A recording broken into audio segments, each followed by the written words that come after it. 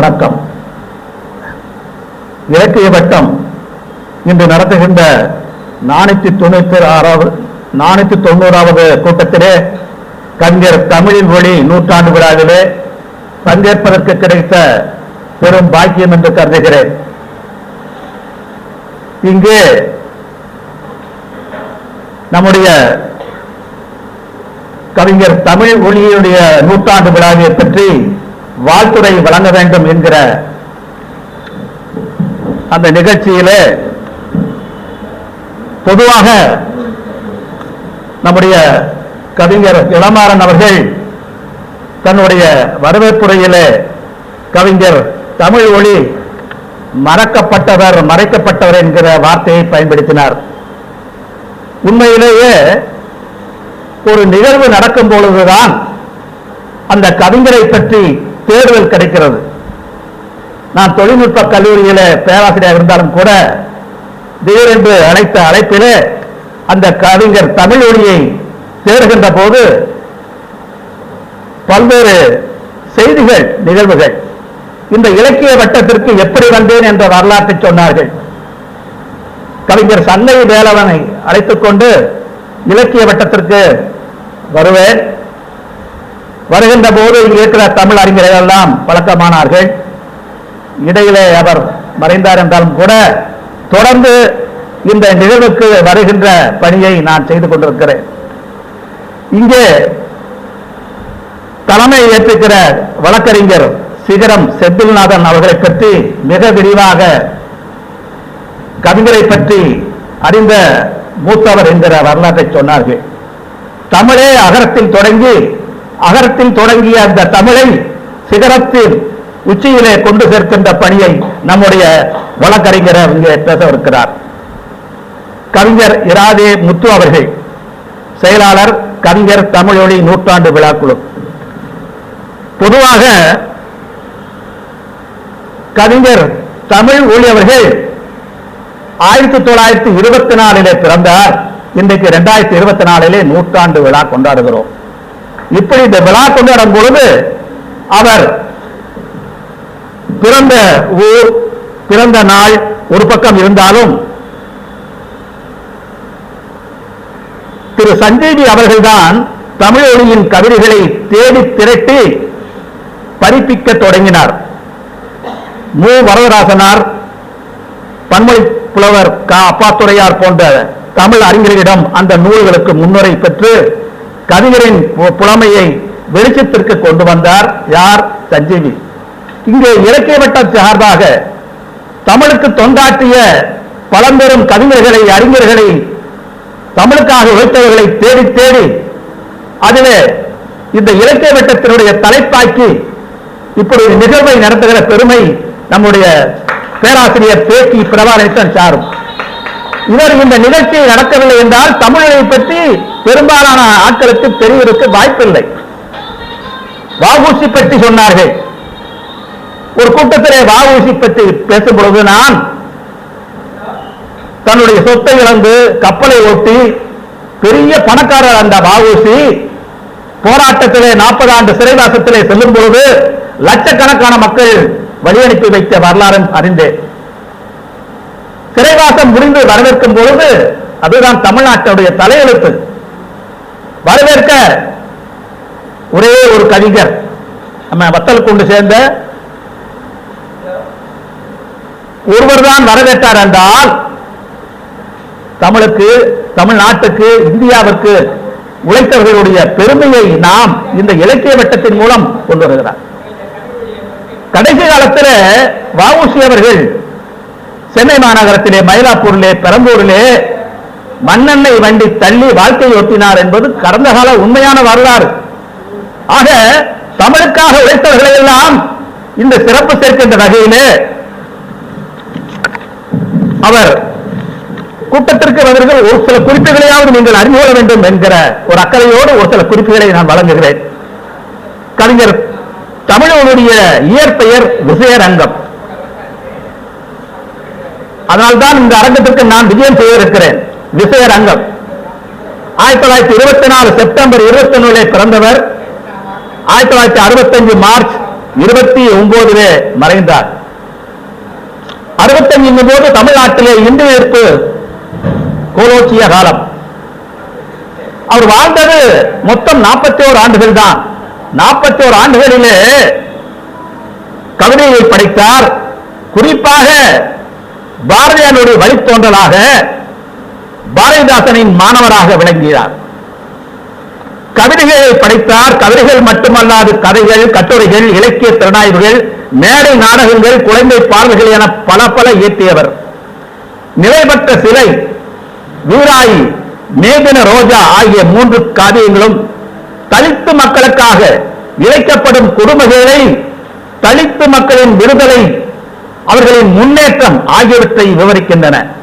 வீராயி என்னும் காவியத்திலே கதைத்தலைவி வீராயி ஒரு தலித்து பெண்ணாக காட்டப்படுகிறார். 5 சிறுகதை தொகுதிகள் அவர் எழுதினார். இந்த கவிஞர் தமிழொலியினுடைய ஒரு சில கவிதைகள், சிறப்பான கவிதை மற்றும் இவர் பிறந்தது தென்னார்காடு மாவட்டம் குறிஞ்சிப்பாடியை அடுத்த அடூர் அகலம் என்ற ஊர். சின்னையா செங்கேணி அம்மாள் என்ற தம்பதியருக்கு பிறந்தவர். பொதுவாக தமிழ் இலக்கியத்திலே திகழ்ந்த கவிஞர்கள் எல்லாம் போன்று இவர் திராவிட கழக தொண்டராக இருந்து பிற்காலத்திலே பொது உடைமை இயக்கத்திலே ஈடுபட்டு பட்டியலின மக்களின் இழிநிலை கண்டு அவர்களுக்கு இழைக்கப்படும் கொடுமைகளையும் சமூகத்தில் நிலவும் சாதிய வேறுபாடுகளையும் கூடி சாடி கவிதைகள் எழுதினார். அப்படிப்பட்ட கவிதைகளிலே அஞ்சாமல் வாழ்க்கை கடலில் நீந்தினார், ஓயாமல் உழைத்தார், கவிதை அணங்கின் இறுதி அழைப்பையும் ஏற்று சென்று விட்டார் என்று தமிழ் சான்றோர் யார் மூவா அவர்கள் குறிப்பிட்டிருக்கிறார். போன்று கவிஞருடைய வாழ்வு முடிந்தது. அஞ்சாமல் வாழ்க்கை கடலில் நீந்தினார், ஓயாமல் உழைத்தார், கவிதை அணங்கின் இறுதி அழைப்பையும் ஏற்று சென்று விட்டார் என்று மூவா அவர்கள் இவருக்கு தந்த மதிப்புரை. வஞ்சக காலன் வருவதும் போவதும், அதற்கு பதில் இவர், வஞ்சக காலன் வருவதும் போவதும் வாழ்க்கை நியதியடா, வஞ்சக காலன் வருவதும் போவதும் வாழ்க்கை நியதியடா எனில் செஞ்சோர் கவிதைகள் காலனை வென்று சிரிப்பது இயற்கையா என்று பாடினான் நம்முடைய தமிழ் ஒளி என்று குறிப்பிட்டு தன்னுடைய இரவாத கவிதைகளால் பாடியவர். போகும் வழி நீளம் என்று புத்தி உணர்ந்தாலும் போகு வழி எனது போக்குக்கு இசைந்த வழி என்று குறிப்பிட்டார். உழைக்காமல் யாது பயன், ஓய்ந்தார்க்கு வெற்றியுண்டோ, அழைக்கின்றால் கொல்லிமலை யாரனங்கு செல்லுகின்றேன் என கவிதையை முடிக்கின்றார். இந்திய சென்ற மாதம் ஆகஸ்ட் இங்கே அந்த விடுதலை பற்றி பாடும் பொழுது நாட்டுக்கு விடுதலை, நமக்கு விடுதலை உண்டா என்கிற இதிலே வந்த விடுதலை யாருக்கென்று அதை வாங்கிய வீரரை கேட்டிடுவோம், வந்த விடுதலை யாருக்கென்று அதை வாங்கிய வீரரை கேட்டிடுவோம், நொந்து கிடப்பவர் வாழ்வில்லை எனில் நொல்லை விடுதலை யாருக்கடா என்று வீர முழக்கமிட்டவர் தமிழொலி. இப்படிப்பட்ட கவிஞர் தமிழொலியை பற்றி அறியாத, யாருக்கும் புரியாத தெளிவான விஷயங்களை முகத்தினுடைய இரு கண்களாக இங்கு வந்திருக்கிற தலைமை உரை சிறப்புரை ஆற்றிருக்கிற இருவர் மூலமாக நாம் அறிவோம். தொடர்ந்து வரும் கூட்டங்களிலே நேரம் கிடைக்கும் போது நிச்சயமாக பேசுவோம் என்று சொல்லி, இந்த இலக்கிய தொடக்கம், இலக்கிய வட்டம் துவங்கியது 1980 ஆண்டு.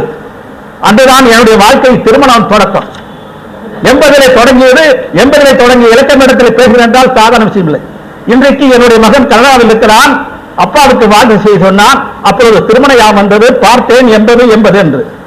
ஆக எல்லோருக்கும் இங்கே மேடையிலே விட்டுகள் உண்மையான அன்போடும் உயர்ந்த எண்ணங்களோடும் ஆதரவான அரவணைப்போடும் நேர்த்தியிலே நிறைவிலே அறிவிலே நிறைந்திருக்கிற அறிஞர்கள் கூடிய சபையிலே அடியனுக்கு ஒரு வாய்ப்பை தந்த பேராசிரியர் பேக்கி அவர்களுக்கு நன்றி சொல்லி, இலக்கிய வட்டத்தினுடைய அனைத்து நிர்வாகிகளுக்கும், இந்த கூட்டத்திற்கு மதிப்பளித்து வந்திருக்கிற அத்தனை பெருமக்களுக்கும் மீண்டும் என்னுடைய வாழ்த்தை சொல்லி நிறைவு செய்கிறேன். நன்றி, வணக்கம்.